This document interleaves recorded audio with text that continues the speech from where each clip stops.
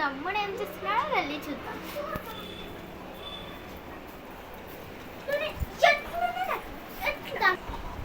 తమ్ముడు దేవుని చర్చిలో ఉన్నాయి కదా, వెళ్ళొచ్చు కదా. అక్క నీకు తెలుసు మళ్ళా పార్టీకి వెళ్ళాలా? తమ్ముడు నా క్రిస్టియనే కదా, చర్చిలోకి రావచ్చు కదా. అక్క నీకు తెలుసు కదా అక్క, పార్టీకి ఎంత బాగుంటుంది. DJs, juices, dances. అటు ఒక్క చర్చిలు ఏం బాగుండవు.